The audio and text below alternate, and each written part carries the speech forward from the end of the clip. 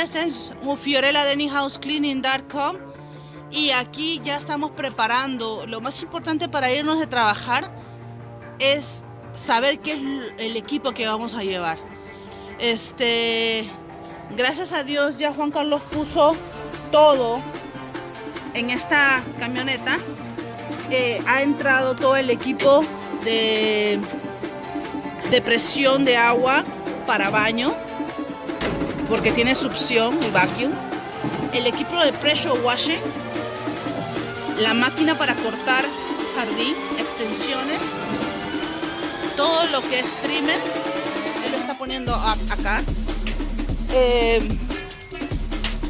Clorox, vacuum. Ahora vamos a preparar todo lo que es limpieza, pero las cosas grandes ya están preparadas en nuestra nueva adquisición. Juan Carlos, unas palabritas aquí.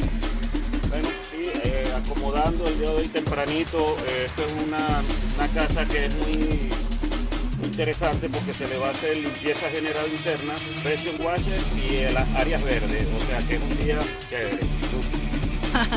Ok, entonces ya está montando las cosas en la parte de arriba, porque nosotros no tenemos mucho espacio. Queremos llevar un solo carro, por lo menos ellos van a llevar un solo carro, maybe yo voy a llevar el otro para supervisar el trabajo. Y este es Fiorella de Anyhouse Cleaning. Acuérdense que si yo puedo, todo el mundo puede, pero siempre con honestidad, haciendo un buen trabajo, dejando bien alto el nombre de los latinos.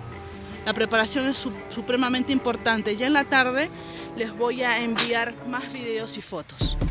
Gracias, pueden visitar mi página web anyhousecleaning.com. Cualquier duda, pregunta 407-572-4118. Y también visitarnos en Facebook. Tienes que buscarnos como Anyhouse Cleaning in Champions Gate, Florida. Bye.